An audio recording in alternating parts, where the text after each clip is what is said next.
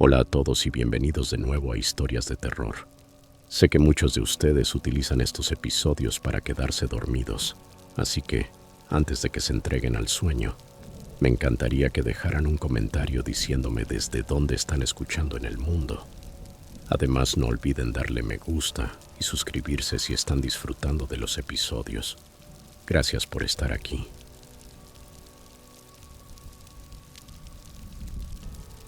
Historia 1.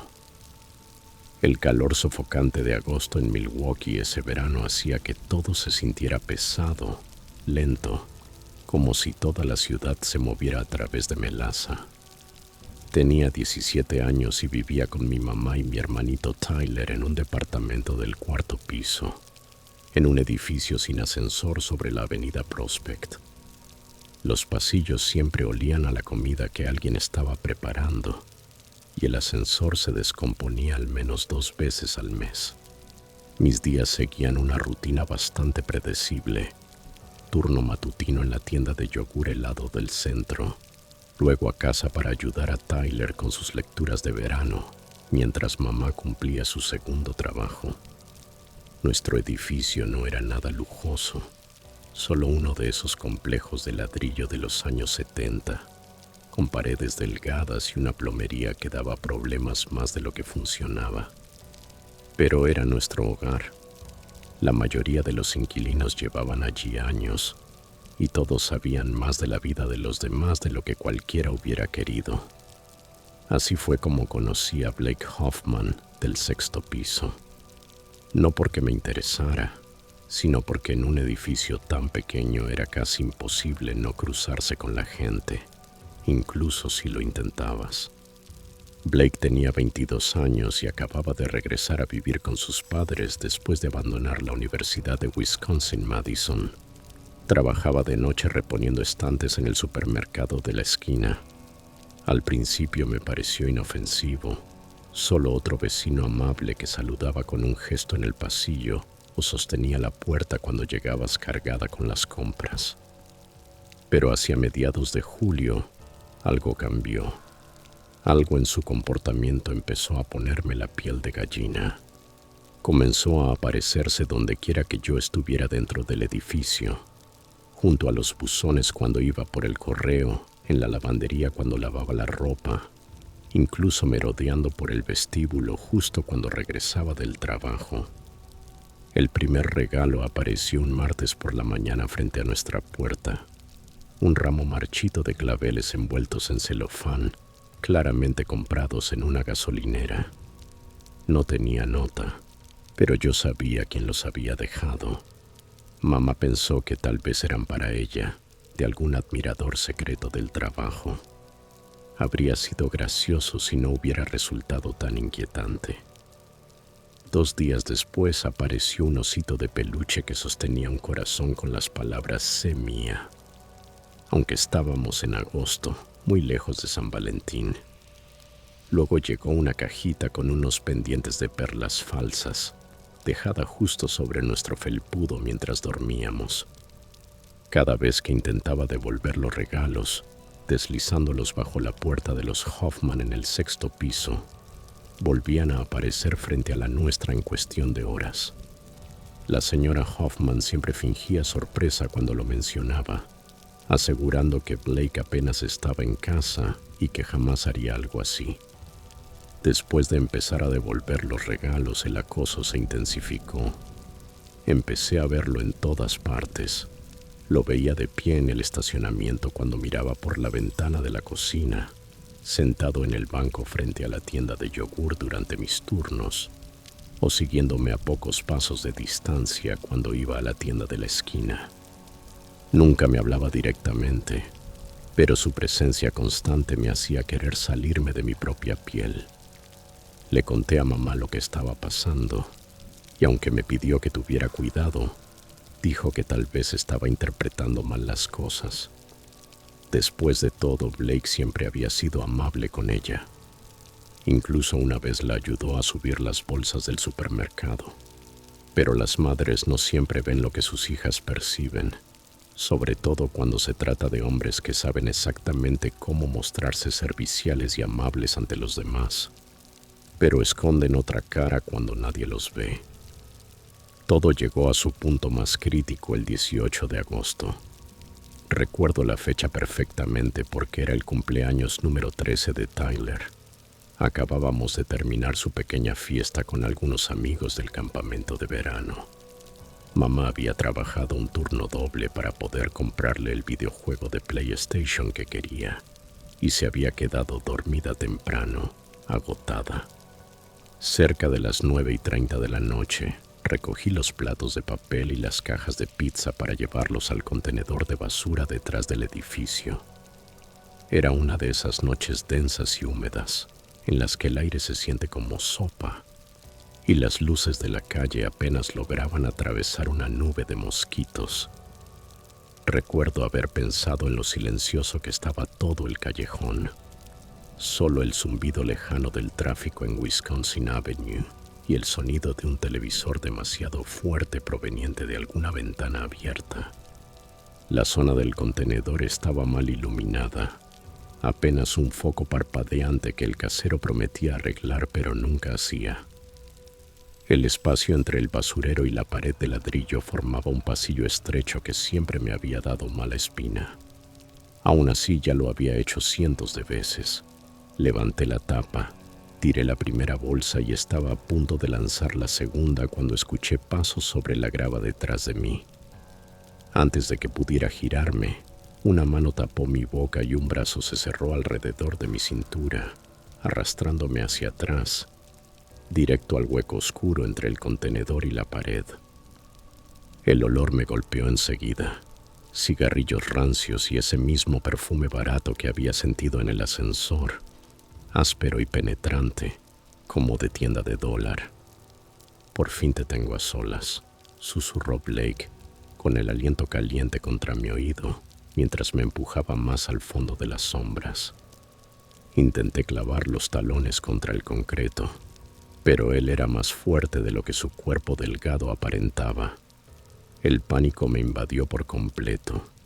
Sentía el corazón golpearme el pecho con tal fuerza que pensé que se me iba a romper, los pulmones ardiendo mientras trataba inútilmente de gritar bajo su mano apretada sobre mi boca.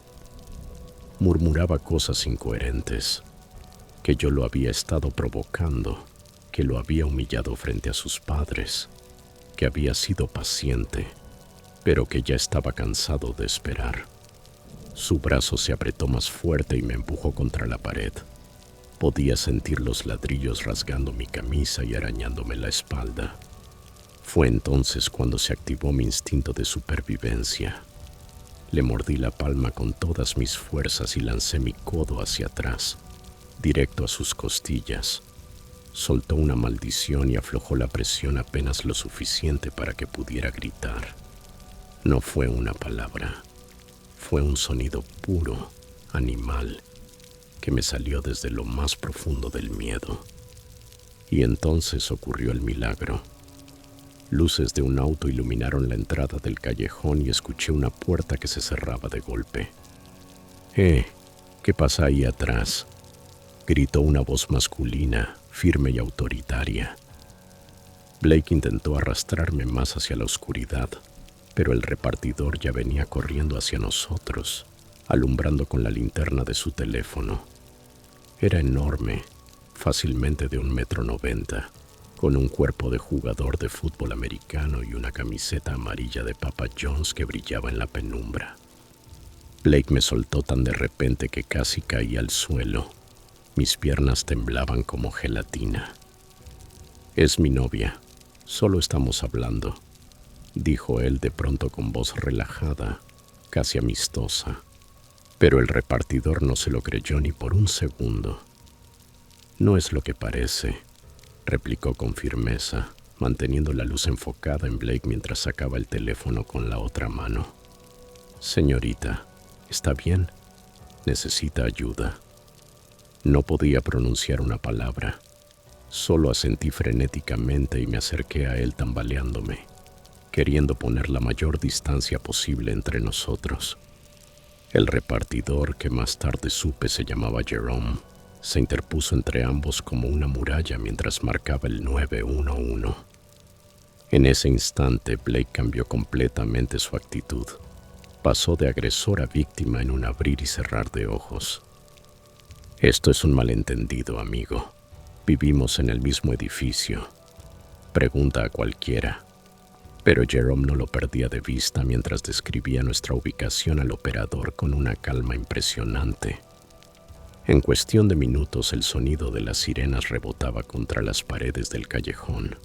2 patrullas llegaron casi al mismo tiempo, y las luces rojas y azules pintaron todo el lugar con destellos intermitentes. Los oficiales nos separaron de inmediato. Uno se llevó a Blake, mientras otro me condujo hacia el asiento trasero de una patrulla, no como sospechosa, sino para resguardarme de las miradas. Una oficial llamada Daniel Washington se sentó conmigo y comenzó a tomar mi declaración. Las palabras salían atropelladas, a pedazos. Le hablé de los regalos, del acoso constante, del ataque, del miedo que había sentido durante semanas. Ella escribía todo con el ceño fruncido, su expresión endureciéndose a medida que escuchaba cada detalle. A través de la ventana, vi a Blake gesticulando con desesperación, probablemente inventando alguna historia sobre malentendidos y adolescentes histéricas. Pero entonces la oficial Washington regresó y me mostró algo que me heló la sangre.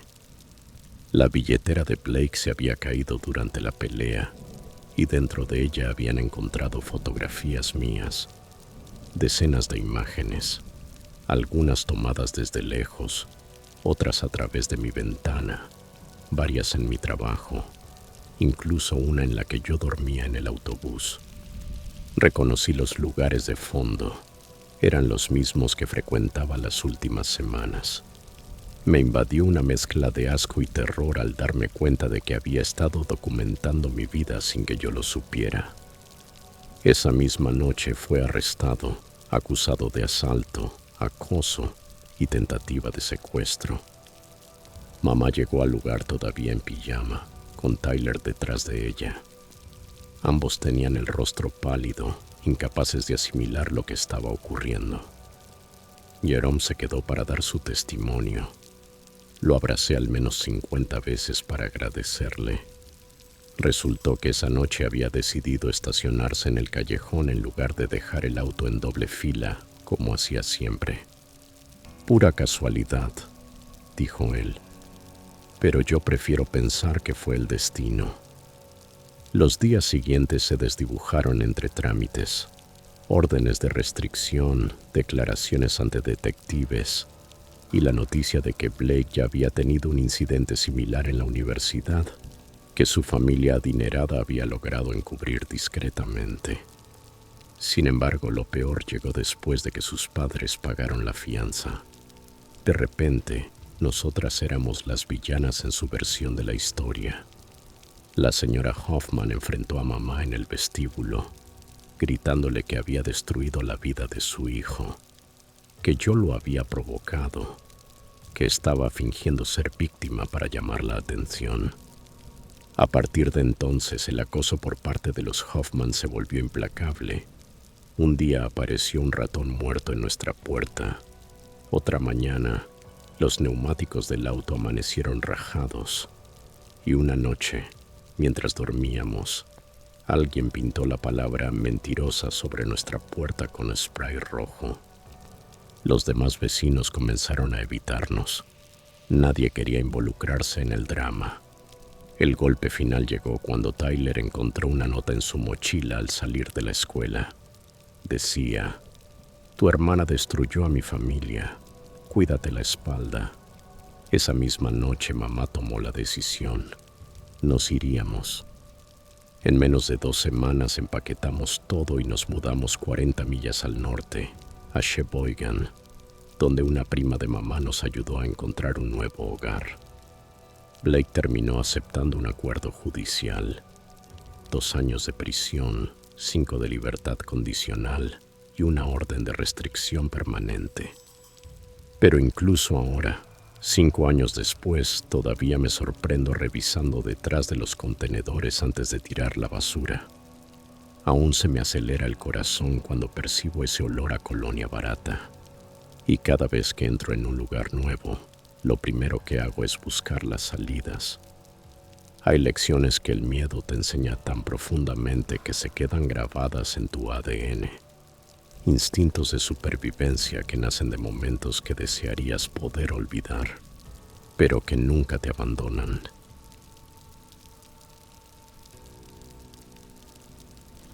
Historia 2. Aquella primera mañana en la calle Oak Ridge, estaba de pie en nuestra nueva cocina, bebiendo café instantáneo en un vaso de papel, mientras Melissa desempacaba cajas en la sala. Yo tenía 43 años, ella 41, y acabábamos de comprar nuestra primera casa juntos después de 15 años de matrimonio. La casa necesitaba trabajo, el papel tapiz se despegaba, los pisos crujían y la caldera hacía un ruido como si estuviera agonizando. Pero era nuestra. Melissa acababa de ser ascendida a jefa de enfermeras en el Hospital Riverside General, y mi negocio de consultoría por fin se había estabilizado lo suficiente como para que pudiéramos calificar para una hipoteca. Habíamos cerrado la compra 3 días antes, una casa de estilo colonial de ladrillo, en el 4327 de la calle Oak Ridge, que había estado en el mercado durante 8 meses. La agente inmobiliaria mencionó algo sobre vecinos complicados, pero asumimos que se refería a los típicos problemas suburbanos. El césped demasiado alto, los autos mal estacionados, nada fuera de lo común. Ojalá hubiéramos hecho más preguntas. Nuestra primera señal de que algo no estaba bien llegó alrededor del mediodía, mientras yo subía una estantería por los escalones del porche. Un hombre mayor apareció al borde de nuestro camino de entrada. Vestía pantalones caqui perfectamente planchados y una camisa tipo polo a pesar del calor de junio. Tenía una manera muy particular de mantenerse erguido, con una postura tan recta que parecía un exmilitar, y unos ojos azules pálidos que casi nunca parpadeaban. «Bienvenidos al vecindario», dijo extendiendo la mano. «Harold Brennan, 4325». Su apretón fue firme, casi agresivo, y mantuvo la mano un segundo más de lo necesario, estudiándome con detenimiento. «Espero que ustedes sean gente razonable», añadió. «Los anteriores dueños no lo eran». Antes de que pudiera preguntar a qué se refería, miró hacia la casa de al lado, el 4329, y su mandíbula se tensó. «Recuerde, las líneas de propiedad existen por una razón. Ese arce deja caer hojas en mi jardín cada otoño, y espero que se limpien». Los Kowalski nunca entendieron esa simple cortesía, y se dio media vuelta sin esperar respuesta, dejándome allí con la estantería a medio subir y una sensación incómoda que no supe explicar. Más tarde, mientras conectaba la lavadora en el sótano, Melissa me llamó desde arriba. «Cariño, tienes que ver esto», dijo desde la ventana del comedor. Afuera, Harold estaba midiendo algo a lo largo de la línea divisoria entre nuestras propiedades con una de esas ruedas de topógrafo, tomando notas en una libreta. Al otro lado de la cerca, una mujer mayor lo observaba desde el porche de su casa, el 4329. Tenía el cabello plateado recogido en un moño suelto y vestía una túnica morada larga y vaporosa, lo que le daba el aire de una hippie envejecida. «Lleva así 20 minutos», susurró Melissa. «Ha medido el mismo punto 4 veces». Mientras observábamos, la mujer, quien más tarde supe se llamaba Eleanor Kowalski, se puso de pie y le gritó algo. Harold no la miró siquiera. Siguió rodando su rueda a lo largo de la cerca. Eleanor levantó los brazos y entró furiosa a su casa, cerrando la puerta con un golpe tan fuerte que lo sentimos dentro. Esa noche, mientras cenábamos comida china sentados en el suelo del salón, Eleanor llamó a nuestra puerta. De cerca era más pequeña de lo que parecía desde la ventana, tal vez 1,58 metros, con profundas líneas de risa en el rostro y manchas de pintura bajo las uñas. «Soy Eleanor de al lado», dijo entregándonos una tarta de manzana casera. Quería darles la bienvenida antes de que ese lunático envenene el pozo. Su voz era ronca, como la de alguien que ha fumado durante décadas, y sus ojos se movían constantemente hacia la casa de Harold. «No quiero asustarlos», continuó, «pero deben saber en qué se metieron. Ese hombre me ha estado acosando durante 11 años por culpa de ese árbol. 11 años. Dice que las raíces dañan su precioso césped, que las hojas matan su pasto, que las ramas son un peligro». Rió, pero no había alegría en su risa. «Me ha llevado a la corte 3 veces, 3, y perdió todas, porque el árbol está en mi terreno. Lo plantó mi difunto esposo en 1987, pero Harold no acepta la derrota. Mide, documenta, llama al inspector municipal todos los meses». Hizo una pausa sujetando el marco de la puerta. «La semana pasada lo sorprendí vertiendo algo sobre las raíces por la noche, probablemente herbicida. Durante las semanas siguientes, tratamos de mantenernos al margen mientras renovábamos la cocina, pero era imposible ignorar el drama diario que se desarrollaba a ambos lados de nuestra casa.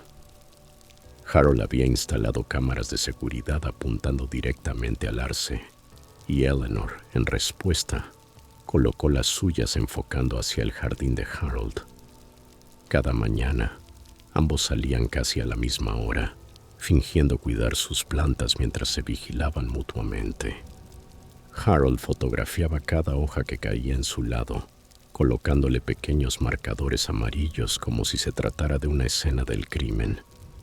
Eleanor, por su parte, ponía música clásica en sus altavoces del porche cada vez que Harold salía, subiendo el volumen hasta obligarlo a entrar. Una vez lo vi midiendo la sombra que el árbol proyectaba sobre su césped a distintas horas del día, y luego elaborando gráficos y tablas en su portátil. En otra ocasión, Eleanor accidentalmente regó de más su jardín, y el agua lodosa se filtró por debajo de la cerca hasta el meticulosamente cuidado pasto de Harold. El hombre salió con toallas a secarlo, murmurando sobre daños a la propiedad, mientras registraba todo con su teléfono. La situación alcanzó un nuevo nivel de absurdo a principios de julio. Una tarde, al volver a casa, encontré una multitud reunida en la acera. Harold había contratado a un especialista en árboles, un tipo con una furgoneta que llevaba el rótulo Peterson's Arboreal Forensics. El supuesto experto estaba tomando muestras del tronco con instrumentos de laboratorio y usando una especie de radar para analizar las raíces. Eleanor observaba desde su porche, los brazos cruzados, gritándole que aquello era acoso y que ya había llamado a su abogado. «Ese árbol está perfectamente sano», vociferó. «Lo que pasa es que sigues amargado porque el juez Coleman se rió de ti en la corte». Harold la ignoró, concentrado en hablar con el especialista mientras señalaba ramas y tomaba notas. Los demás vecinos miraban el espectáculo como si fuera un show gratuito. Algunos incluso grababan con sus teléfonos. Melissa llegó en ese momento y me miró desde el coche con una expresión que decía claramente: «¿En qué demonios nos metimos?». Aquella noche hablamos seriamente sobre si habíamos cometido un error al comprar la casa, pero ya habíamos invertido todos nuestros ahorros en la entrada. No teníamos opción, estábamos atrapados. Todo cambió el 18 de julio, cuando Eleanor recibió un sobre oficial. Yo estaba reemplazando el poste del buzón cuando el cartero pasó y alcancé a ver cómo su rostro se ponía blanco al leer el remitente. Rompió el sobre allí mismo, en su porche, y soltó un grito que me hizo dejar caer el martillo. «Me está demandando otra vez», chilló, agitando los papeles en el aire. «Ese maldito me vuelve a llevar a juicio». Bajó corriendo los escalones y comenzó a golpear la cerca de Harold con los puños. Eres un hombre patético. Perdiste 3 veces. ¿Qué te hace pensar que esta será diferente? Harold salió del garaje tan sereno como siempre, con un portapapeles en la mano. Nueva evidencia, dijo simplemente. El arborista encontró decadencia fúngica en el corazón de la madera. Ese árbol es un peligro, Eleanor. Cuando caiga y destruya mi invernadero, tú serás responsable de los daños. El rostro de Eleanor se volvió púrpura. Ese árbol nos va a sobrevivir a los dos. Escupió en el suelo justo frente a su cerca y al notar que yo la observaba señaló con un dedo tembloroso. Tú eres testigo. Recuerda este acoso. Luego se metió en su casa y se escuchó el sonido de platos rompiéndose. El juicio quedó programado para el 30 de julio y toda la calle pareció contener la respiración. Durante esos 12 días, Eleanor contrató 3 arboristas distintos, todos los cuales declararon que el árbol estaba perfectamente saludable. Publicó sus informes en los postes telefónicos como si fueran carteles de "Se busca". Harold contraatacó instalando luces con sensores de movimiento que iluminaban el árbol cada vez que algo se movía cerca, transformando el patio trasero de Eleanor en un escenario de prisión cada vez que pasaba un gato. También inició una petición puerta a puerta, pidiendo a los vecinos firmar una declaración asegurando que el árbol era una molestia pública. La mayoría se negó, aunque algunos firmaron solo para quitárselo de encima. Eleanor respondió organizando ruidosas fiestas en el jardín cada tarde, invitando a amigos que estacionaban directamente frente a la casa de Harold. Durante una de esas fiestas, Eleanor juró que no había sido ella, pintó con aerosol las palabras "asesino de árboles" frente al camino de entrada de Harold. Él pasó horas fregando el pavimento con una hidrolavadora, tomando fotografías de cada ángulo como si fueran pruebas judiciales. Melissa y yo comenzamos a aparcar en el garaje y usar solo la puerta trasera, evitando cualquier contacto con ellos. La mañana del 30 de julio amaneció con un calor sofocante, de esos que hacen que el aire tiemble. A las 7 de la mañana en punto, Harold salió de su casa vestido con un traje completo. A pesar de que la temperatura ya rondaba los 30 grados Celsius, cargó 3 cajas de documentos perfectamente etiquetadas en el maletero de su sedán, como si se dirigiera a una misión militar. Una hora después, Eleanor salió de su casa con un vestido floreado, acompañada por una mujer más joven, su hija según supe luego. Llevaba contra el pecho una carpeta raída que parecía contener toda su vida. Ambas subieron a un viejo Toyota Corolla y se marcharon. Las 2 casas quedaron vacías y la calle entera cayó en un silencio extraño, expectante. Melissa tenía turno temprano en el hospital, así que me quedé solo, intentando concentrarme en instalar los nuevos tiradores de los gabinetes de la cocina, aunque mi mente no dejaba de volver al juicio. Revisaba el teléfono cada pocos minutos buscando algún chisme del vecindario, pero no había noticias. Alrededor de las 2 de la tarde, los autos empezaron a regresar. Primero el Corolla de la hija de Eleanor, avanzando despacio. Luego el sedán de Harold, aún más lento. Ninguno de los dos bajó enseguida. Se quedaron sentados, quietos, con los motores apagados, como si el aire pesara toneladas. Desde mi ventana podía ver cómo Harold sujetaba el volante con ambas manos, mirando fijo hacia adelante. Eleanor, en el otro coche, estaba reclinada en el asiento del pasajero, su carpeta desaparecida. Pasaron casi 30 minutos hasta que Harold abrió la puerta. Ya no llevaba la chaqueta del traje, su camisa estaba desabotonada. El cabello desordenado y su postura rígida se había desmoronado. Caminó hacia su puerta tambaleándose, como un hombre derrotado. Eleanor salió poco después, sin la furia habitual, solo con un cansancio profundo en cada movimiento. Su hija intentó tomarle el brazo, pero ella la apartó suavemente y subió sola los escalones de su porche. Por primera vez desde que nos mudamos, ninguno miró hacia la casa del otro. Esa tarde, Melissa llegó a casa y me encontró aún observando por la ventana. «¿Qué pasó?», me preguntó. «No lo sé», respondí. «Volvieron del tribunal y simplemente se desinflaron». Pedimos pizza y cenamos en el patio trasero, tratando de disfrutar la brisa que por fin había llegado con la noche. Alrededor de las 9, escuchamos abrirse la puerta trasera de Harold. A través de las rendijas de la cerca, lo vimos arrastrando algo pesado, un bidón metálico rojo del tipo que se usa para gasolina de cortadora de césped. Lo dejó junto al cobertizo y volvió a entrar sin decir palabra. Melissa y yo nos miramos sin saber qué pensar. Quizás solo estaba ordenando su garaje. La mañana siguiente, 31 de julio, me despertó el timbre de la puerta. Eran las 5:47 de la mañana y sonaba con desesperación. Melissa saltó de la cama conmigo y bajamos corriendo todavía en pijama. Por la mirilla vi a la hija de Eleanor con una bata y zapatillas, llorando desconsoladamente. «Por favor», jadeó cuando abrí la puerta. «Llamen al 911. Pasó algo terrible». Detrás de ella, el aire del amanecer se teñía de naranja y gris. Desde el patio de Harold se elevaba una columna de humo. El arce estaba en llamas.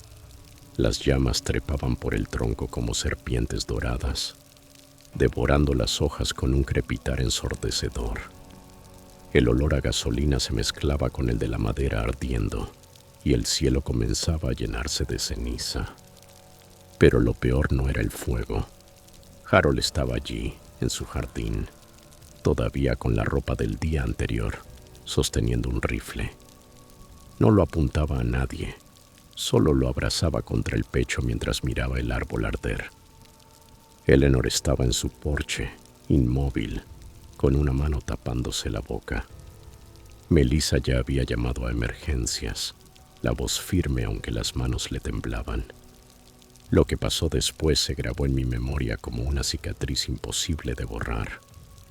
Harold alzó lentamente el rifle. Por un instante creí que iba a disparar al árbol, como un último acto de destrucción, pero entonces giró hacia la casa de Eleanor. Ella también lo vio.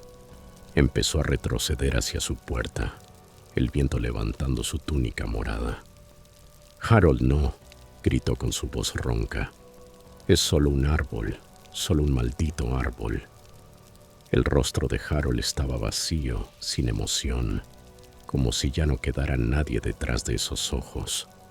El fuego crepitaba a su espalda, proyectando sombras deformes sobre el césped. Dio 3 pasos medidos hacia la línea divisoria. El cañón ahora apuntaba directamente a Eleanor. Ella intentó correr, pero una de sus pantuflas se enganchó en el escalón del porche. El disparo retumbó tan fuerte que partió la mañana en 2. Eleanor cayó sobre el porche, y el grito de su hija se mezcló con el sonido de las sirenas que ya se acercaban. Harold permaneció inmóvil un instante más.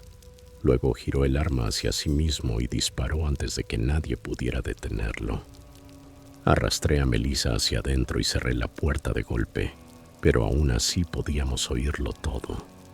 Las sirenas, los gritos, el fuego que seguía rugiendo como si nada.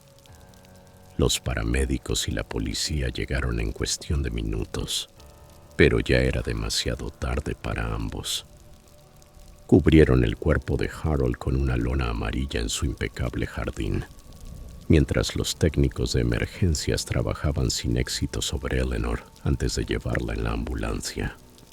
Supe después que fue declarada muerta en el hospital. Los bomberos extinguieron el incendio, dejando solo el esqueleto ennegrecido del árbol, una silueta trágica contra el amanecer. Melissa y yo pasamos horas dando declaraciones, repitiendo los mismos detalles una y otra vez. Nos contaron que Harold había perdido el juicio.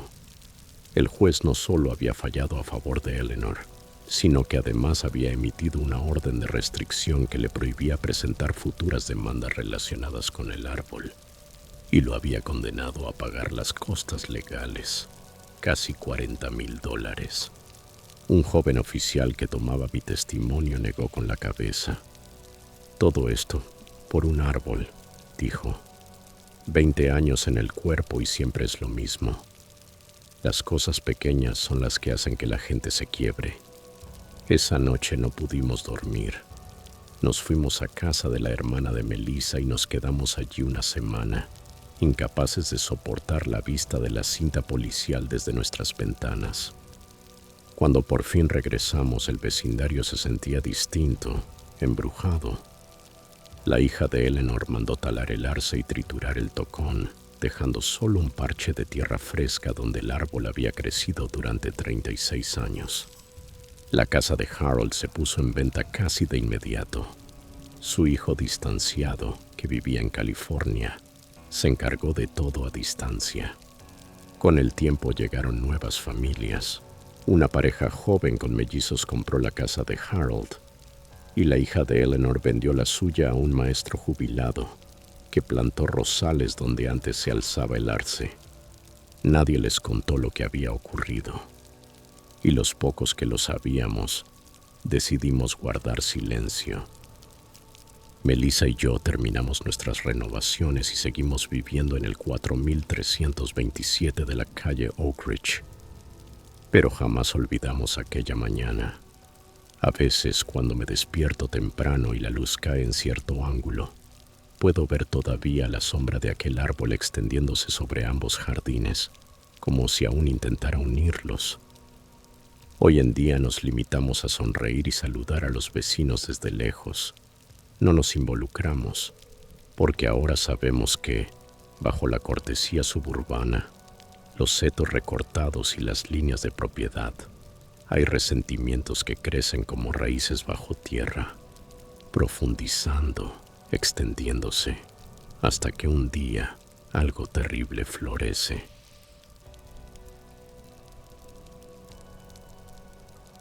Historia 3. Los turnos nocturnos en el Hospital St. Mary's ya se habían convertido en mi rutina habitual cuando cumplí 28 años. La unidad de cuidados intensivos necesitaba enfermeras con experiencia durante esas largas horas oscuras en que la mayoría del mundo dormía, y el diferencial de pago hacía que valiera la pena reorganizar toda mi vida alrededor de un horario invertido. Llevaba unos 3 años viviendo en el apartamento 2B del complejo, Mansión Brookfield, un edificio modesto con paredes tan delgadas como papel y un casero que trataba las solicitudes de mantenimiento más como sugerencias educadas que como obligaciones. El edificio atraía principalmente a inquilinos de clase trabajadora, un profesor de historia jubilado, algunos estudiantes universitarios que se desvelaban estudiando y un puñado de profesionales solteros como yo, que valorábamos más el alquiler accesible que los lujos. Mis días transcurrían durmiendo hasta media tarde, luego tomando café y preparándome para otro turno de 12 horas que terminaría justo cuando el sol comenzaba a salir. La mujer del apartamento 2A siempre había sido agradable, aunque apenas hablábamos más allá de un saludo en el pasillo. Janet tendría unos 30 y pocos años, con el cabello castaño hasta los hombros, siempre perfectamente arreglado, y una ropa que sugería un trabajo de oficina o en un banco. Tenía una forma suave de hablar, casi susurrada, que te hacía inclinarte un poco para escucharla. Su sonrisa era genuina, pero reservada, como si hubiese aprendido a medir cuánta parte de sí misma mostraba al mundo. Nuestros apartamentos compartían pared, y yo ya me había acostumbrado a los sonidos rutinarios de su vida. La ducha por la mañana alrededor de las 7, el burbujeo de la cafetera, el murmullo de su televisor a la hora de la cena, Llevaba una existencia ordenada y tranquila, algo que yo agradecía por mis horarios invertidos. A veces la veía por la mirilla, siempre sola, siempre moviéndose con propósito por el pasillo. Todo cambió a finales de septiembre, cuando un hombre comenzó a aparecer en su puerta. Era alto, de hombros anchos, con el cabello oscuro y descuidado, como si no lo hubiera cortado en meses, y una ropa siempre arrugada. La primera vez que lo vi, estaba apoyado en el marco de la puerta de Janet mientras ella buscaba sus llaves. Había algo en la forma en que la observaba, una intensidad inquietante, que me hizo detenerme frente a mi propia puerta. Su voz era profunda, autoritaria, y se filtraba fácilmente a través de las paredes finas, dominando el tono suave de Janet, aunque no podía distinguir las palabras exactas. En una semana quedó claro que ya no era solo una visita ocasional. Escuchaba sus pasos pesados a horas extrañas, el arrastrar de muebles, el sonido inconfundible de botas de trabajo siendo lanzadas junto a la entrada. La rutina de Janet empezó a volverse impredecible. Salía más temprano, regresaba más tarde, y los primeros discursos tensos comenzaron a escucharse a principios de octubre. Al principio eran solo conversaciones alzadas que me despertaban de mi sueño diurno. Su voz se escuchaba baja, temerosa, mientras la de él subía de tono, dominante, pero las palabras seguían siendo indistintas. Noté también que su televisor, antes moderado, comenzó a sonar más fuerte, como si intentara ahogar algo, una tensión, una presencia. Su voz, la del hombre, se volvió más cortante, con un filo que me hacía contener la respiración al otro lado de la pared.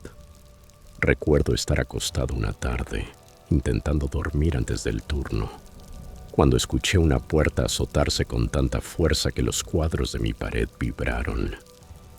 El silencio que siguió fue peor que el ruido. Tenso, tenso. El tipo de silencio que te obliga a subir el volumen de tu propia televisión para no oír lo que hay detrás. A mediados de octubre, las discusiones se habían transformado en gritos violentos que estallaban sin previo aviso.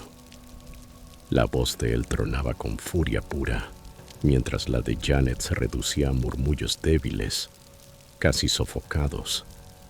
Alcanzaba a captar fragmentos, acusaciones sobre dinero, preguntas controladoras sobre dónde había estado, insultos crueles sobre su aspecto o su inteligencia. Las peores peleas siempre ocurrían alrededor de las 2 de la mañana, justo cuando yo me alistaba para ir al hospital. De pie en la cocina, taza en mano, escuchaba el ruido de muebles arrastrándose y objetos golpeando el suelo. Y después, el silencio. Un silencio que pesaba como una losa. Los demás inquilinos debían escucharlo también, pero nadie decía nada. En el pasillo, los saludos se volvieron breves, las miradas esquivas, los pasos apresurados al pasar frente al apartamento 2A. La violencia física se volvió imposible de negar hacia mediados de noviembre. Estaba acostada, intentando dormir antes del turno, cuando escuché el inconfundible golpe de cuerpos contra la pared. El impacto sacudió tanto nuestro muro compartido que mi lámpara de noche tembló. Después vino la voz de Janet, implorante, quebrada, con un tono que me encogió el estómago. A continuación se escucharon los estallidos, marcos cayendo, platos rompiéndose, muebles volcándose. La voz de él ya no sonaba humana. Era un gruñido, una furia primitiva que apenas podía comprender, pero que sentía vibrar dentro de mí. Una noche el estruendo fue tan intenso que me levanté y caminé hasta mi puerta, la mano sobre el cerrojo, dudando. Pero me detuve. Me dije a mí misma que no era asunto mío, que quizá estaba exagerando o interpretando mal lo que oía. Y así me quedé, paralizada, mientras el silencio volvía a tragarse todo. Ese silencio siempre era lo peor. Duraba horas. Un silencio tan pesado que me dejaba despierta, mirando el techo, preguntándome si Janet seguía viva al otro lado de la pared. Su aspecto comenzó a cambiar de formas que ya no podía ignorar. Cuando la veía por el pasillo, llevaba mangas largas incluso en días cálidos, y su maquillaje era más denso, calculado, sobre todo alrededor de los ojos y las mejillas. Se movía despacio con una rigidez dolorosa, como si cada paso doliera. Sus saludos, antes suaves, se habían vuelto breves, nerviosos, y temblaba al intentar encajar las llaves en la cerradura, como si sus dedos no respondieran. La mujer amable que alguna vez conocí estaba desapareciendo, sustituida por alguien asustada, encogida, que trataba de pasar desapercibida en su propia vida. Comenzó a usar la escalera trasera en lugar de la entrada principal, probablemente para evitar cruzarse con los demás. Y cuando sí coincidíamos me regalaba una sonrisa tensa, forzada, como una máscara que ya no le encajaba. La noche en que todo cambió empezó como cualquier otra. Llegué al hospital a las 11 de la noche. Recogí mi hoja de asignaciones y me sumergí en la rutina. Revisar pacientes, ajustar medicamentos, actualizar expedientes. A eso de las 3 de la madrugada, mientras ajustaba el suero de un anciano, noté lo inusual del ambiente. La unidad de cuidados intensivos estaba demasiado tranquila, sin el zumbido constante de máquinas ni el movimiento habitual del personal. Fue en ese silencio cuando pensé en Janet. Me pregunté si, mientras yo disfrutaba de aquella calma, ella estaría viviendo otra de esas noches infernales, con su pareja gritando detrás de las paredes finas. La idea me dio una mezcla de alivio y culpa. Alivio por estar lejos, culpa por dejarla sola. Me serví otra taza de café en el puesto de enfermería y me prometí que, cuando volviera a casa, intentaría hablar con ella. Buscaría una forma de ofrecerle ayuda sin parecer entrometida. A las 7 de la mañana tomé el mismo camino de siempre de regreso a casa. Pasé frente a la tienda donde a veces compraba desayuno. Esperé en el semáforo que siempre me atrapaba y giré hacia el estacionamiento de la mansión Brookfield.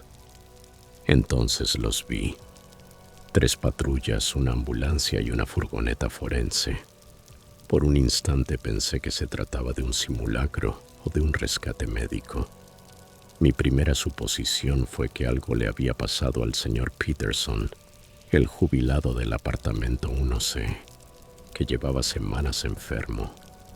Aparqué en mi sitio habitual y caminé hacia la entrada, esperando ver paramédicos sacando a un anciano en camilla. Pero lo que vi me paralizó. El detective Martínez del departamento local hablaba con nuestro casero frente al edificio. Ambos tenían el rostro tenso, sombrío. El detective tomaba notas en una libreta de cuero, mientras el casero negaba con la cabeza una y otra vez, como si quisiera rechazar la realidad que le contaban. Y entonces lo entendí. Cuando vi salir la camilla, con un cuerpo pequeño bajo una sábana blanca, comprendí que no era el señor Peterson. El modo en que los oficiales trataban la escena, con ese cuidado solemne que acompaña a la muerte violenta, me heló la sangre. Mis piernas flaquearon mientras observaba cómo cargaban la camilla en la furgoneta del forense. Instintivamente conté las ventanas del segundo piso, buscando de qué apartamento provenía.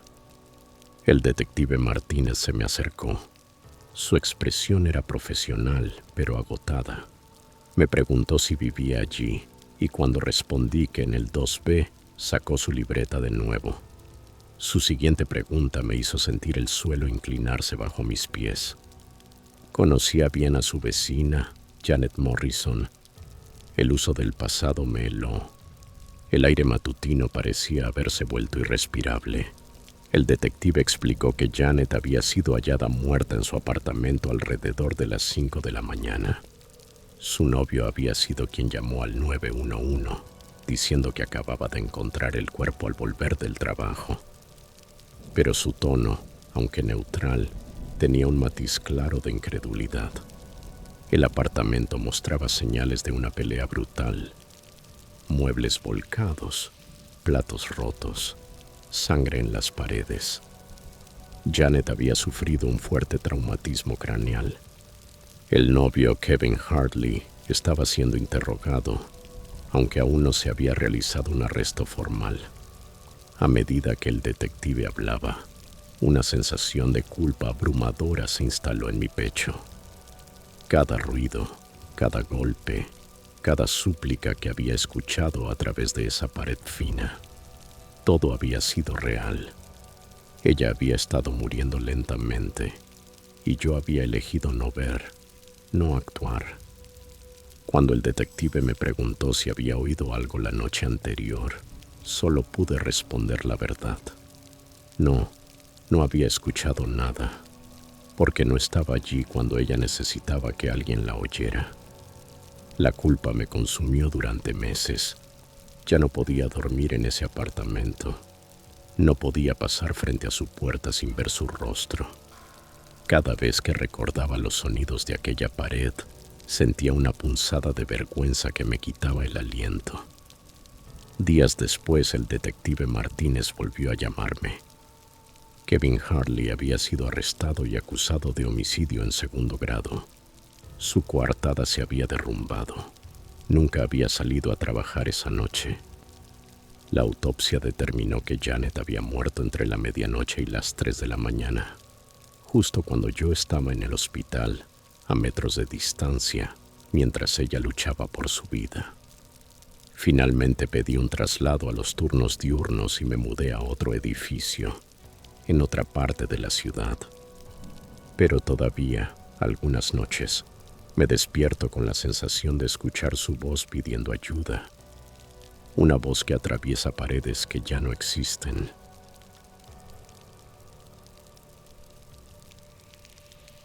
Historia 4. La universidad se suponía que debía ser la mejor etapa de mi vida. O al menos eso era lo que todos me repetían. Cursaba el tercer año en la Universidad Estatal de Ohio, estudiando comunicación, sobreviviendo apenas con una mezcla de préstamos estudiantiles y mi trabajo de medio tiempo en la librería del campus. El complejo de apartamentos donde vivía no era precisamente lujo. Paredes delgadas, luces del pasillo que parpadeaban y un casero que parecía considerar las reparaciones más como sugerencias que como responsabilidades. Pero era barato, y para un universitario sin dinero como yo, eso bastaba. Llevaba unos 8 meses viviendo en el apartamento 3B cuando noté por primera vez al hombre del frente. Tendría poco más de 30, de estatura media, cabello castaño claro siempre perfectamente peinado, y unos ojos azul pálido que parecían observarlo todo. Lo que más me llamó la atención fue su sonrisa, no porque fuera cálida o amistosa, sino porque nunca desaparecía de su rostro.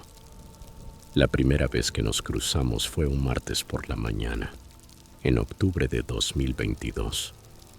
Yo salía apurado hacia mi clase de psicología de las 8, tratando de equilibrar el café, las llaves y la mochila, cuando escuché su puerta abrirse.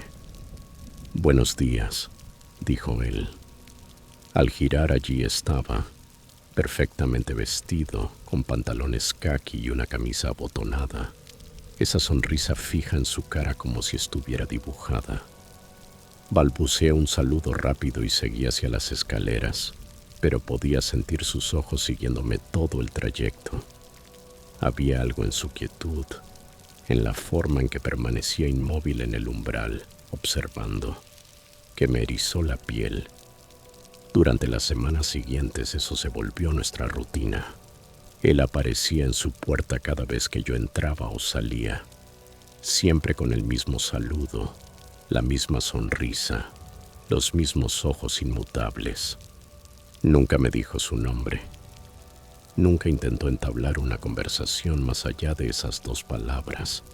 Y comencé a darme cuenta de algo inquietante. Nunca lo vi hablar con nadie más en el edificio. Lo que empezó a perturbarme no fue solo su comportamiento, sino la sincronía perfecta con la que aparecía. No importaba la hora, si salía a las 6 de la mañana para un turno temprano en la librería o regresaba a las 11 de la noche del estudio, siempre lo encontraba. Apenas abría mi puerta, escuchaba el clic de su cerradura y segundos después lo veía emerger del apartamento 3C.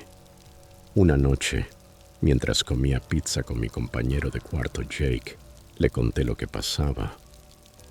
Tal vez el tipo solo tiene buen oído, respondió sin apartar la vista de su libro de economía. Pero Jake no vivía en el 3er piso. Él no veía la forma en que los ojos del hombre se quedaban fijos en mí, ni cómo seguía mirando el pasillo vacío aún después de que yo desaparecía. Intenté variar mis horarios para sorprenderlo, pero no funcionó. Siempre estaba allí, siempre sonriendo, siempre observando. El olor comenzó en noviembre, justo cuando los exámenes finales estaban dejando a todos al borde del colapso. Al principio pensé que alguien había dejado basura en el pasillo o que la plomería vieja del edificio estaba fallando otra vez. Era un olor dulzón, empalagoso, que flotaba en el aire cerca de su puerta y se volvía más intenso con el paso de los días. Se lo mencioné a la señora Chen, una anciana que vivía en el 3A, cuando coincidimos recogiendo el correo. Ella frunció la nariz y asintió, bajando la voz. También lo huelo, susurró, lanzando una mirada nerviosa hacia el 3C. Huele como si algo hubiera muerto ahí dentro. La seguridad con la que lo dijo me revolvió el estómago. A partir de ese día, corría escaleras arriba cuando pasaba frente a su puerta, conteniendo la respiración hasta llegar a la mía. Pero incluso con la puerta cerrada y las ventanas abiertas, no podía sacudirme la sensación de que algo terrible estaba ocurriendo justo al otro lado del pasillo. El comportamiento del hombre empezó a volverse aún más extraño, justo cuando el olor alcanzó su punto más fuerte.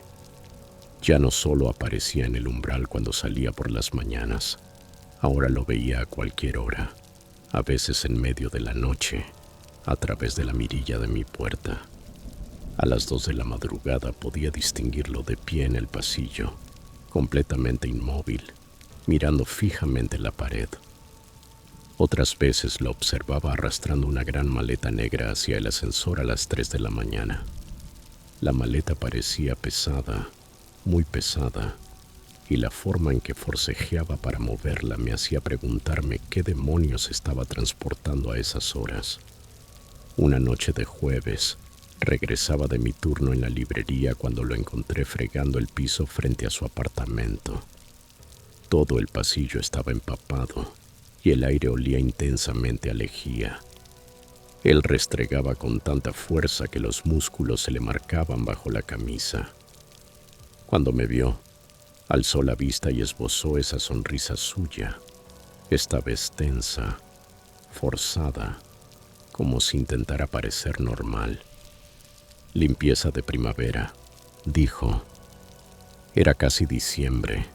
Asentí fingiendo una sonrisa y pasé rápido, pero el olor persistió durante horas, mezclándose con ese hedor dulzón que ya impregnaba el aire. A partir de entonces, sus intentos de conversación se volvieron más frecuentes y más perturbadores. Ya no era solo el habitual buenos días. Comenzó a hacerme preguntas personales, demasiado personales. «Estás estudiando comunicación, ¿verdad?», me dijo un día, y sentí un escalofrío. Nunca le había contado mi carrera. «¿Tienes clases con la profesora Williams?», añadió, y luego sonrió de forma extraña. «Es muy bonita». La manera en que pronunció bonita me revolvió el estómago. Había algo hambriento en su tono, algo que me hizo desear correr de vuelta a mi apartamento. Otra vez me preguntó si tenía novia.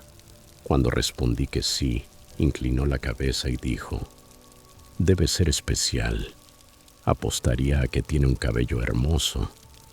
Después de eso comencé a mentir, inventando historias solo para evitar sus conversaciones. Pero no importaba.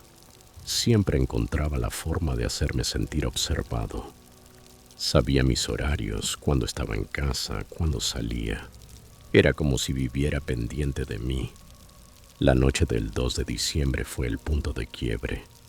Había pasado la tarde en la biblioteca con unos compañeros y no regresé al edificio hasta casi medianoche. El pasillo estaba más oscuro que de costumbre. Uno de los fluorescentes había dejado de funcionar y el olor era insoportable, tan fuerte que me golpeó como una pared física apenas salí del ascensor.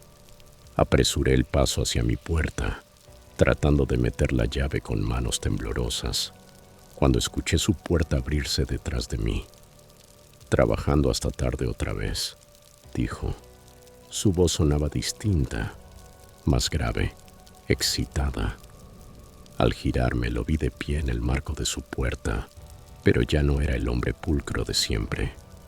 Su camisa estaba arrugada y manchada con algo oscuro, su cabello revuelto, como si se hubiera estado jalando los mechones, y sus ojos brillaban con una intensidad febril, casi maníaca. «Te he estado esperando», dijo dando un paso hacia mí. «Quiero mostrarte algo».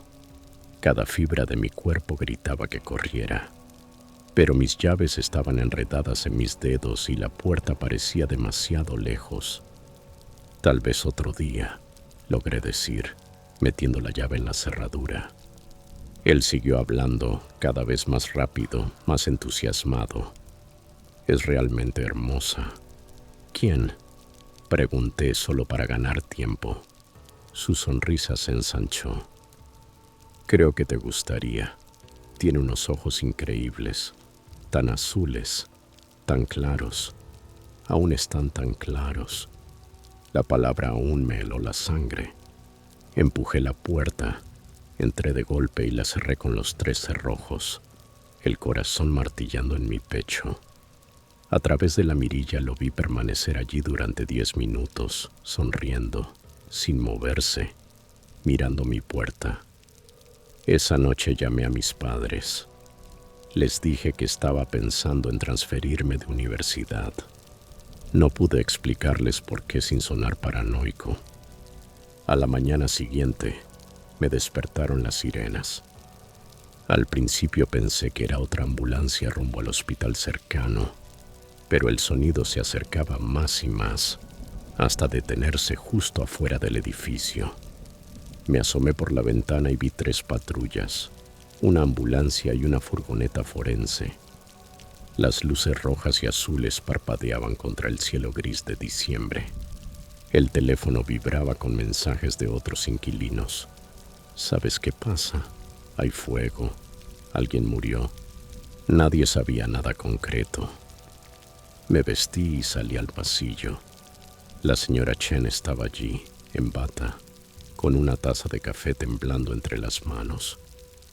«Entraron al 3C», susurró. «Hace 20 minutos. Llevaban mascarillas». Nos quedamos mirando mientras más agentes llegaban, algunos vestidos de civil, otros con uniformes. El olor en el pasillo era ahora insoportable, tan denso que uno de los policías tuvo que salir a tomar aire. Entonces vi la escena que nunca podré olvidar. La puerta del 3C se abrió y 2 oficiales salieron pálidos, intercambiando miradas vacías. Uno hablaba por radio, mencionando palabras que se grabaron en mi mente: fallecido, descomposición, apoyo inmediato. Detrás de ellos salió una detective, una mujer de cabello gris corto, el rostro endurecido por los años. Aún así, su expresión mostraba horror mientras observaba el pasillo. deteniéndose justo donde semanas antes lo había visto fregando con lejía. «Evacúen este piso», ordenó con voz firme. «Llamen al forense, ya». Y fue entonces cuando lo comprendí. El olor, la maleta, la sonrisa. La señora Chen me agarró del brazo con tanta fuerza que me dejó marcas. Retrocedimos hacia las escaleras mientras hombres con trajes protectores entraban en el departamento. La detective nos vio y se acercó. ¿Alguno conocía al inquilino del 3C? Preguntó. Negamos con la cabeza. Bien, necesitaremos hablar con todos, pero primero los llevaremos a un lugar seguro. Los días siguientes fueron un torbellino de titulares y entrevistas policiales. El hombre del 13E se llamaba Robert Grimby. Había estado viviendo con el cuerpo de una joven desaparecida, Ashley Thompson, durante casi 3 semanas. Ella tenía 22 años. Estudiaba en un colegio comunitario al otro lado de la ciudad, cabello rubio y ojos azul claro. Los mismos ojos que él había mencionado aquella noche. La policía determinó que Ashley había muerto a mediados de noviembre, justo cuando comenzó el olor. Encontraron evidencia de que Grimby había estado interactuando con el cuerpo, hablándole, tratándola como si aún estuviera viva. El detective me contó luego que había planeado moverla del lugar y que la maleta era parte de ese plan. Pero se confió. Pensó que nadie sospechaba. Lo que más me atormenta es lo que descubrieron después. En su apartamento hallaron un cuaderno lleno de notas sobre mi rutina. Detalles exactos, mis horarios, mis rutas, mis amigos, incluso dibujos de mi rostro desde distintos ángulos. La última entrada, escrita la noche antes de la redada, decía: «Si algo le pasa a Ashley, el chico del frente sería perfecto. Mismos ojos, misma complexión. Confía en mí». Me mudé del edificio la semana siguiente y nunca volví a mirar atrás. Pero todavía, algunas noches, me despierto sobresaltado, preguntándome qué habría pasado si esa noche de diciembre hubiera aceptado ver algo hermoso.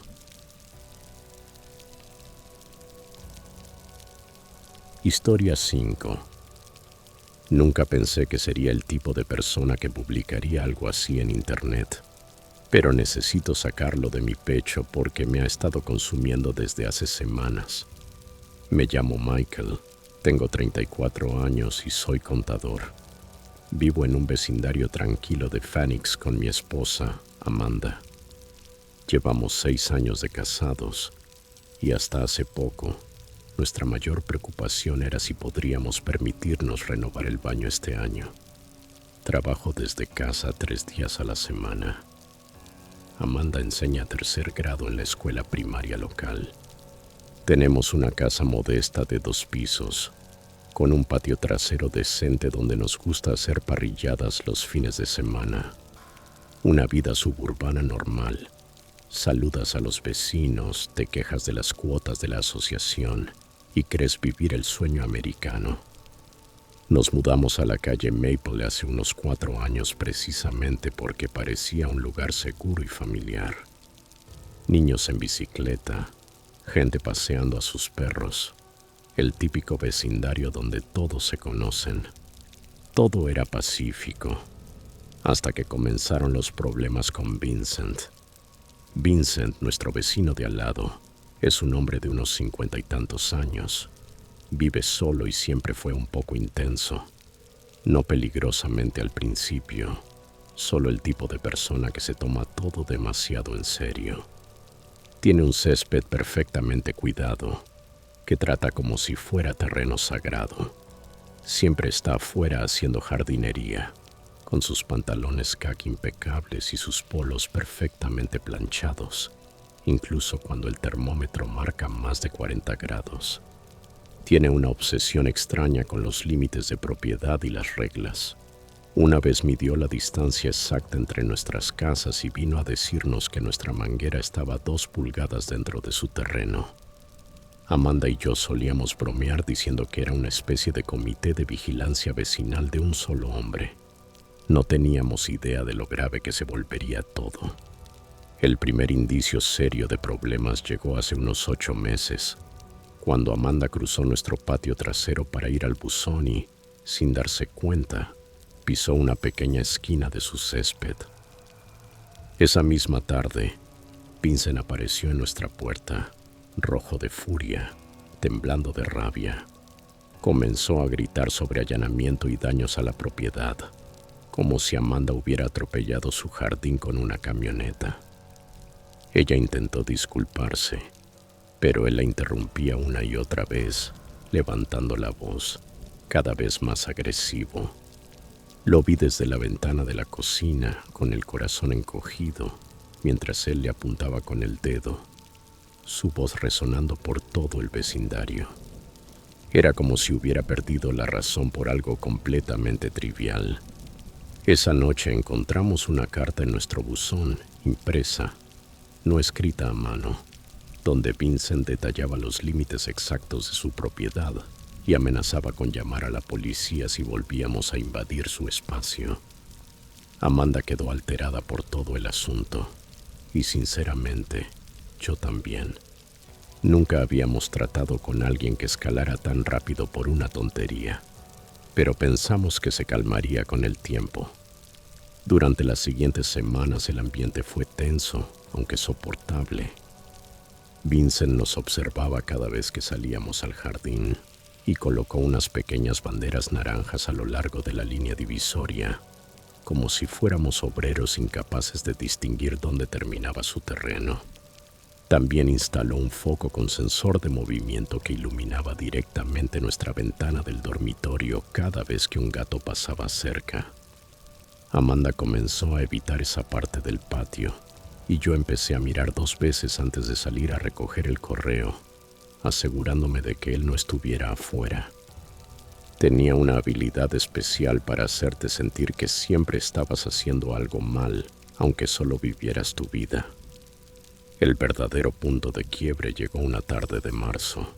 Nuestro perro Buddy, un Golden Retriever mayor y tranquilo, logró pasar por un hueco en la cerca y entró en el jardín de Vincent. Lo vi desde la ventana de la cocina y salí enseguida para traerlo de vuelta, pero Vincent ya estaba afuera, gritando a todo pulmón sobre invasión de propiedad y animales sueltos. El incidente no duró ni medio minuto, pero él lo vivió como si Buddy hubiese destruido su jardín por completo. A partir de ese día, comenzó lo que solo puedo describir como una campaña de acoso sistemático. Encendía música a todo volumen a las 7 de la mañana en punto los fines de semana, justo cuando Amanda y yo intentábamos dormir un poco más. Pasaba horas usando el soplador de hojas, levantando nubes de polvo que terminaban en nuestro patio cuando colgábamos la ropa. Lo más perturbador era la precisión con la que lo hacía, siempre cuando estábamos relajándonos o cuando venía visita.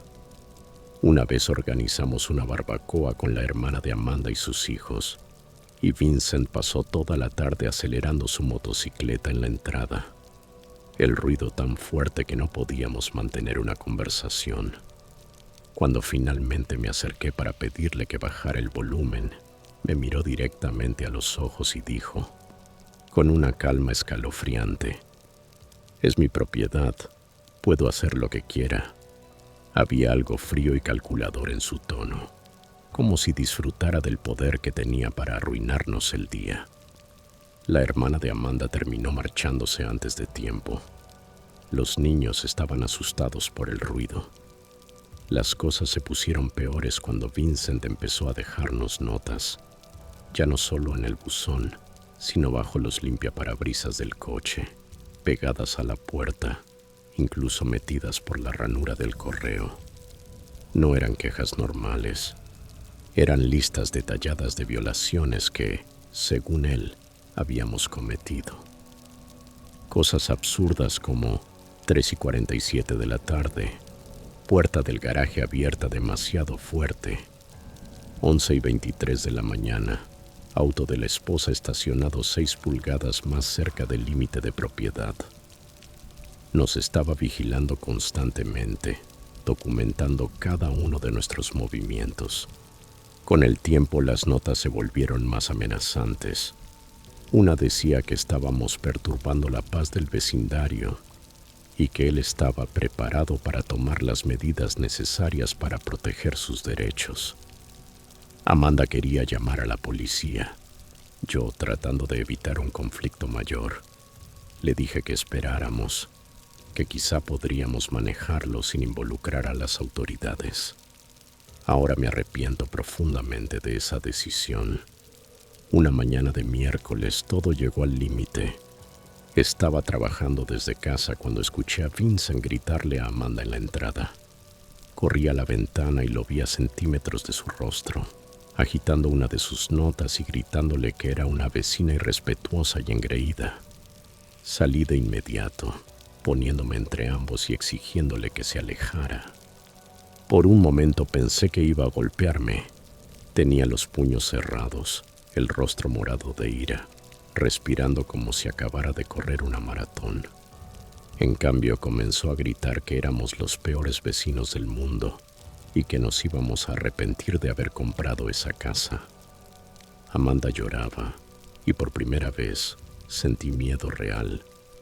Esa noche, llamé a la línea de policía no urgente para denunciar el acoso. El oficial que atendió fue amable, pero poco útil. Dijo que mientras Vincent no nos amenazara directamente o dañara la propiedad, no podían hacer mucho. Sugirió hablar con él o contactar a un mediador. Recuerdo colgar el teléfono y pensar qué consejo tan inútil. Hablar con un hombre que gritaba a mi esposa por existir. Parecía que el sistema estaba hecho para proteger a gente como él, hasta que alguien salía herido. Durante los meses siguientes pareció calmarse un poco. Seguía observándonos. Seguía con su soplador de hojas en los peores momentos, pero las notas cesaron. Amanda y yo empezamos a relajarnos.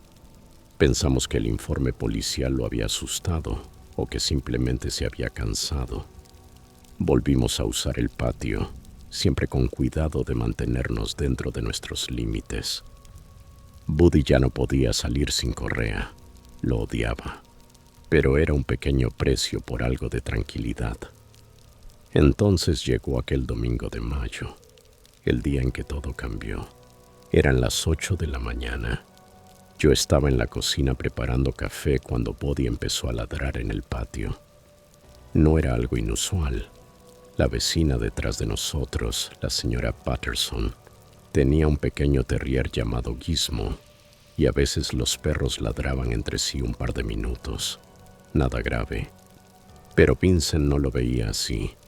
Escuché su puerta trasera azotarse y lo vi salir furioso a su jardín. Llevaba los mismos pantalones caqui y polo de siempre, pero esta vez sostenía algo en la mano. Al principio pensé que era una herramienta o una linterna, pero cuando se acercó a la cerca compartida, sentí que se me helaba la sangre. Era una pistola negra, demasiado grande para su mano.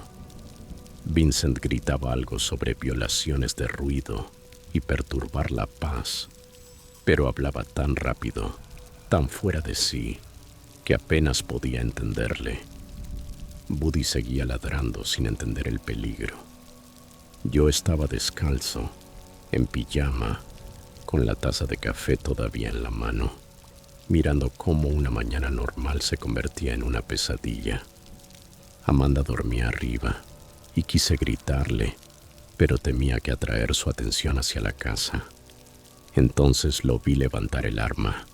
Apuntó directamente a mí a través de la ventana de la cocina. Podía ver su dedo en el gatillo. Durante un instante, pensé que iba a disparar.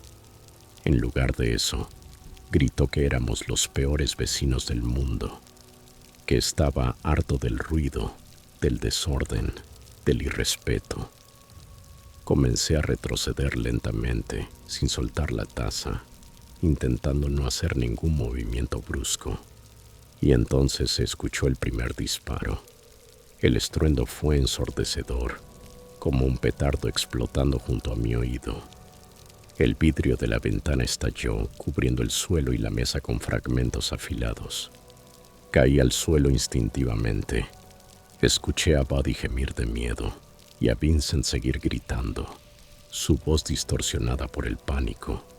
Luego vino un segundo disparo. Esta vez el proyectil golpeó algo metálico, quizás el refrigerador o la cafetera. Me arrastré entre los vidrios rotos tratando de alejarme de la ventana. Amanda gritaba mi nombre desde el piso de arriba, recién despertada. Le grité que no bajara, que llamara al 911, pero ya estaba corriendo por las escaleras, en bata, llorando.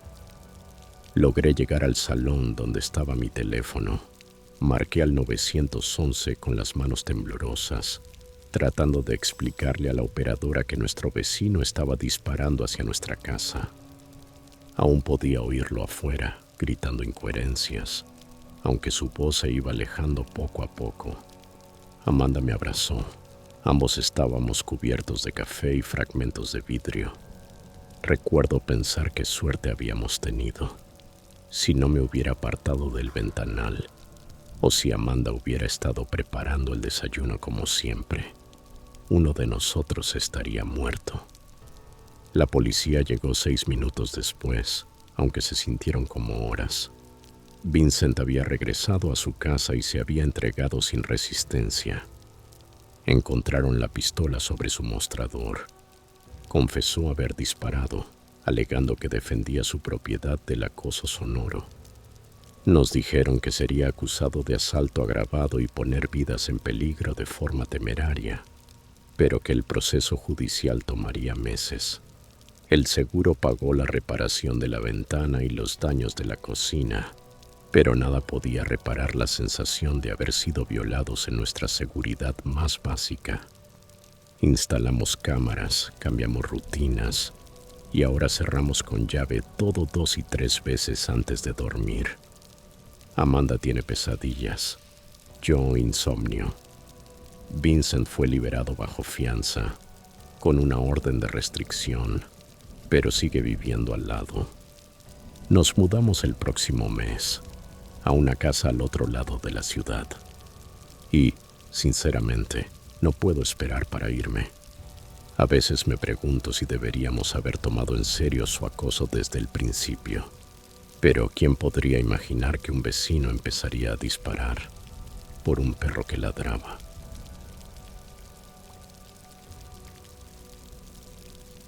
Historia 6. Me mudé a ese apartamento porque era barato y quedaba lo bastante cerca del restaurante donde trabajaba turnos dobles. El lugar era uno de esos viejos complejos de ladrillo rojo con forma de herradura, un patio agrietado en el centro y una lavandería destartalada que siempre olía a humedad. No era gran cosa, pero era lo suficientemente tranquilo y el alquiler no me devoraba el sueldo.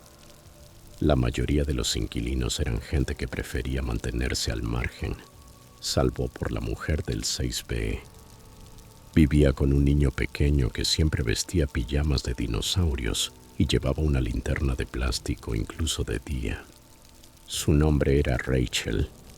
Lo supe solo porque el niño, Logan, lo gritaba constantemente mientras perseguía palomas en el patio.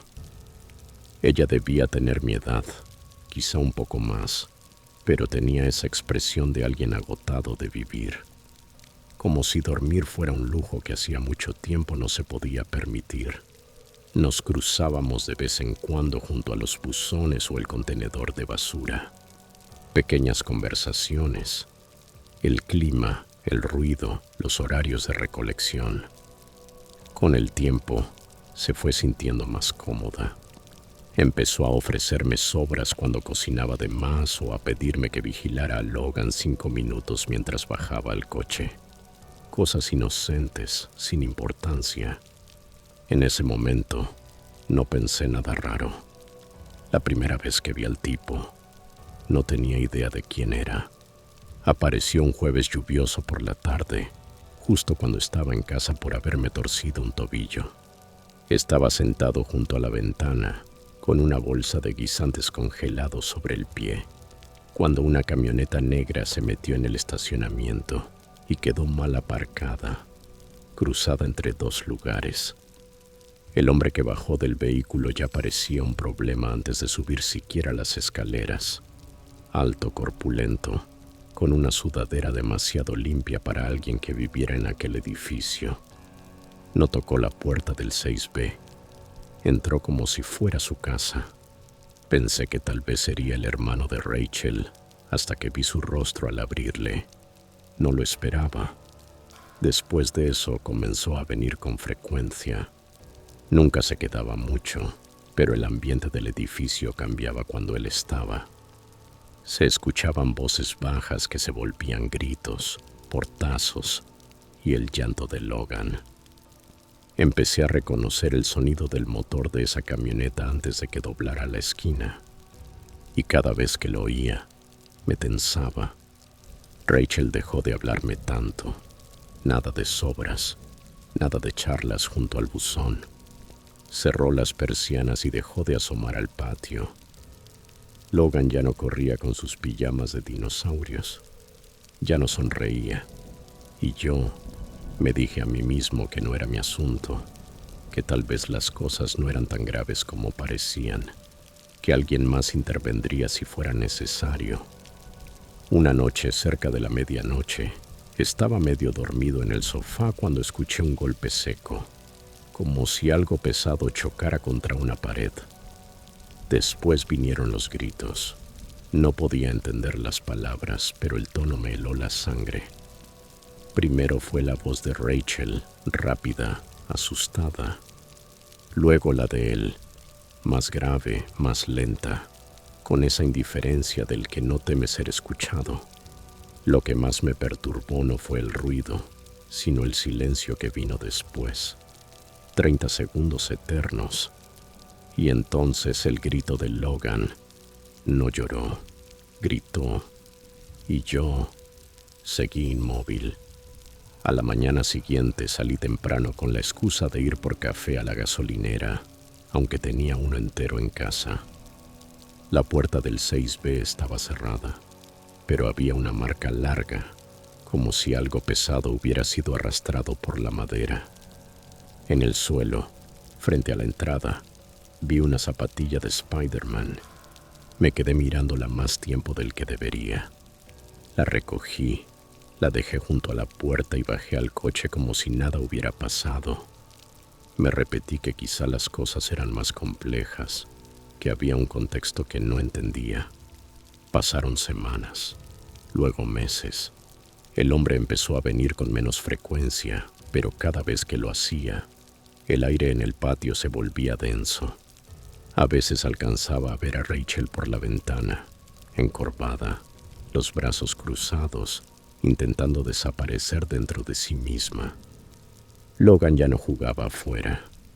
Una tarde lo vi en el balcón, con las manos aferradas a la barandilla, mirando fijamente el estacionamiento. Le hice un gesto con la mano. No parpadeó. Solo se dio la vuelta y entró. Esa imagen se me quedó grabada más que cualquier grito. Y entonces llegó la noche en que desaparecieron. Había llovido y el aire tenía ese olor metálico a asfalto mojado. A las 10 escuché el motor de la camioneta.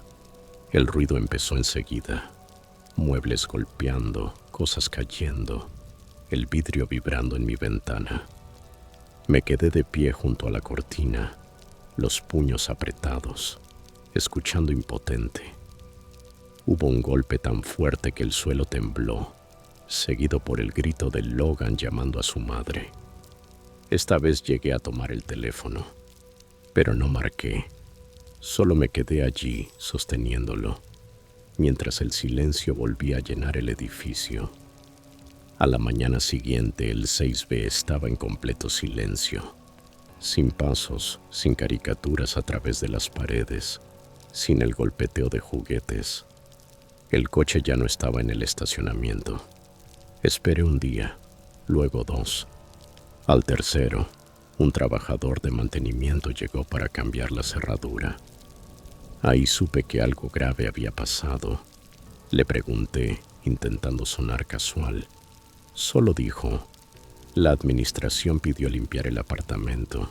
Se fueron a toda prisa. Luego negó con la cabeza. Con la compañía que tenía, no me sorprende. Eso fue todo. Nadie más preguntó. Nadie dijo una palabra. Una semana después, vi la cara de Rachel en las noticias locales, justo antes del pronóstico del tiempo. El titular decía: mujer local hospitalizada tras agresión doméstica. El sospechoso sigue prófugo. Su foto no se parecía en nada a la Rachel que yo recordaba. El ojo izquierdo estaba completamente hinchado y un corte fresco le cruzaba la sien. Difuminaron el rostro de Logan, pero reconocí la forma en que se aferraba a su chaqueta. El informe decía que la habían encontrado en un área de descanso a 2 pueblos de distancia, malherida, apenas consciente, con el niño intentando mantenerla despierta. El hombre, su ex, había huido antes de que llegaran los paramédicos. Desde entonces no volví a sentirme igual en ese apartamento. Cada sonido del patio me hacía saltar. Cerraba las persianas no porque tuviera algo que esconder, sino porque no soportaba imaginar lo que no vi. O peor, lo que vi y decidí ignorar. Me quedaba despierto hasta tarde, recordando el momento en que sostuve el teléfono y no llamé. El instante en que fingí que esa zapatilla no significaba nada. Nadie vino a interrogarme. Ningún policía tocó mi puerta. Era como si hubiera sido invisible todo el tiempo. Y eso lo hizo aún peor. Podría haber hecho algo, y no lo hice. Al final me mudé. Encontré un lugar al otro lado de la ciudad, más silencioso, sin balcones, sin niños jugando en el patio. Pero sigo pensando en Rachel y Logan. No sé dónde están ahora. No sé si están a salvo, si atraparon al tipo, si Logan volvió a ponerse sus pijamas de dinosaurios y a correr sin miedo. A veces me repito que al no intervenir, le di el espacio que necesitaba para escapar. Pero en el fondo sé que eso es solo una mentira para poder dormir por las noches. Yo estaba lo bastante cerca para escuchar cada segundo de aquella pesadilla. Y no hice nada. Esa es la parte que se quedó conmigo, la parte que todavía cargo.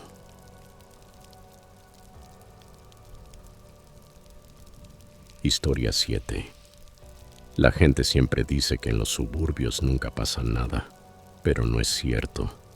Crecí en un pequeño cul-de-sac a las afueras de Des Moines, donde todos sabían qué cereal desayunaban sus vecinos y, aún así, pasaban por alto las cosas más oscuras que ocurrían justo al lado. Entonces yo tenía 16 años, atrapado entre las clases AP, y cortar césped para conseguir dinero para gasolina. Mis padres trabajaban mucho, mi papá en logística y mi mamá administrando un consultorio dental, así que tenía esa libertad que la mayoría de los chicos de mi edad no deberían tener. Pasaba muchas tardes andando en bicicleta por el vecindario o perdiendo el tiempo con el teléfono en el garaje, las ventanas abiertas y la música lo suficientemente baja como para no molestar a los jubilados de enfrente. Había una casa al final del cul-de-sac, contraventanas marrones, entrada agrietada y un aspecto de estar siempre en tormenta, incluso cuando brillaba el sol. Allí vivían los Halverson. El padre se había largado años atrás y la madre no hablaba con nadie salvo para gritar desde detrás de la mosquitera. El hijo mayor, Curtis, tendría 19 y cargaba esa energía nerviosa y tensa, como un perro criado a base de fuegos artificiales.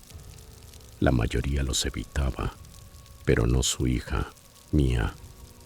Era un año menor que yo, callada, siempre leyendo en los escalones del porche o dibujando en una libreta que custodiaba como si contuviera códigos nucleares. Empezamos a hablar por accidente.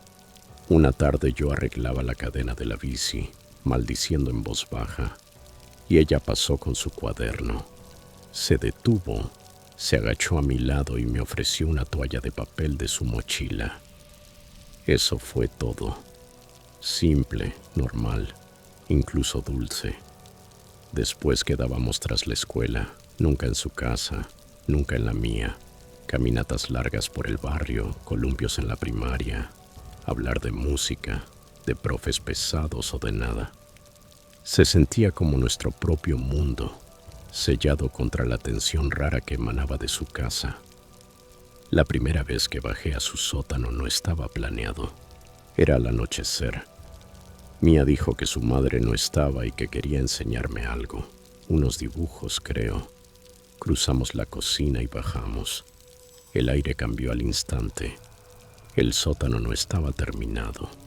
Piso de concreto, aislamiento expuesto y un colchón apoyado contra la pared del fondo con una manta fina doblada encima. En una esquina colgaban herramientas de ganchos oxidados, algunas con polvo de barro o pintura seca. Era un lugar donde no deberías estar, como si hasta las paredes guardaran secretos. Pero Mía actuaba como si nada, así que me quedé. Nos sentamos en una silla plegable y una caja, y ella pasó páginas de su cuaderno. Sus dibujos eran increíbles, muy por encima de lo que esperarías de una estudiante de segundo año.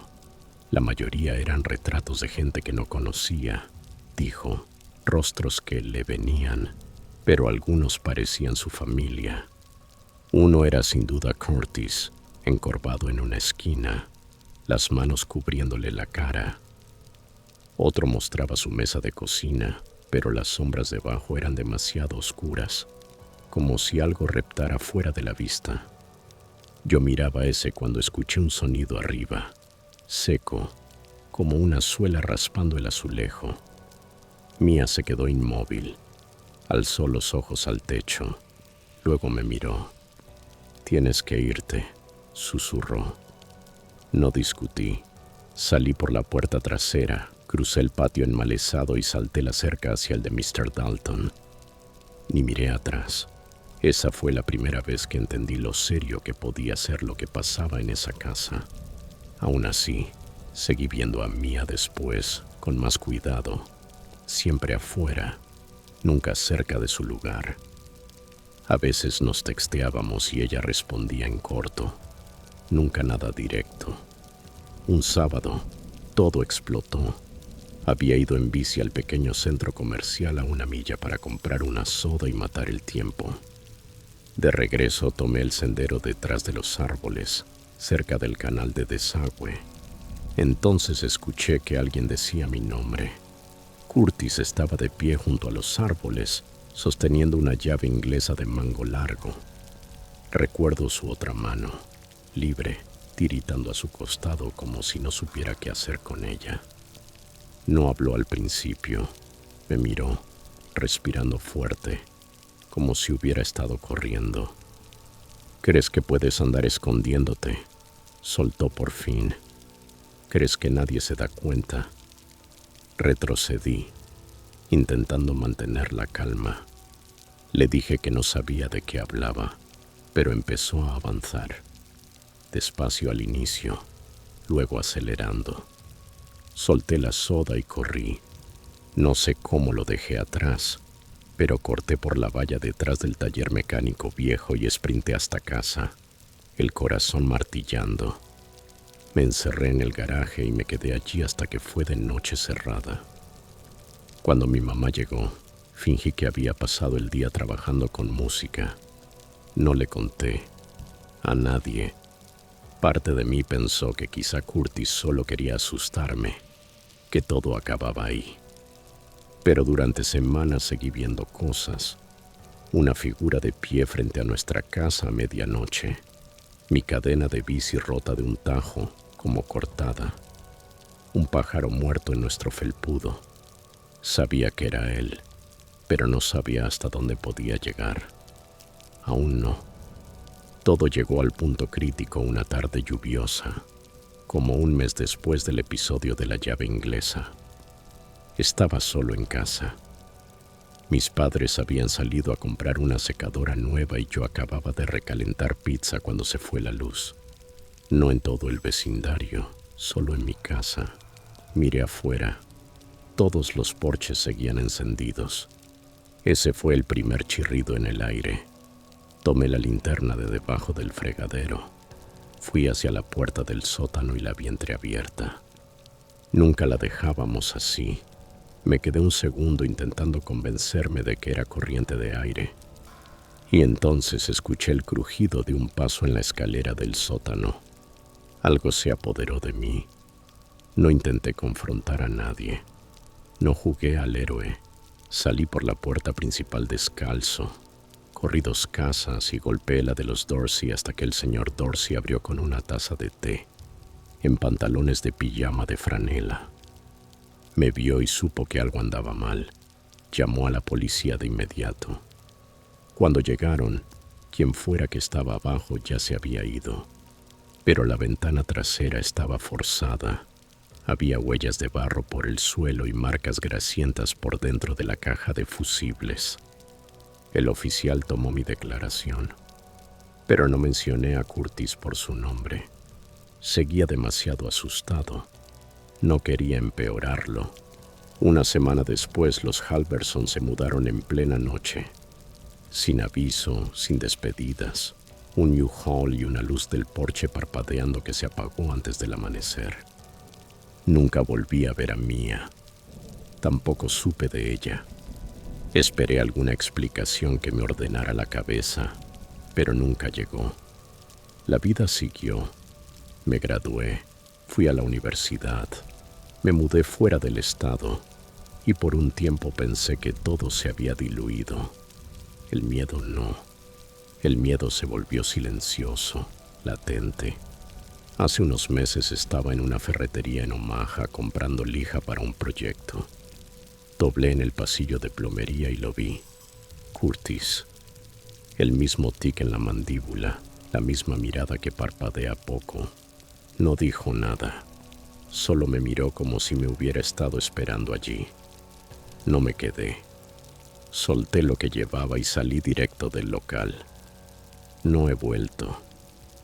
No sé dónde vive ahora. No sé qué quiere. Pero saber que sigue ahí, con esa misma cara, me revolvió todo.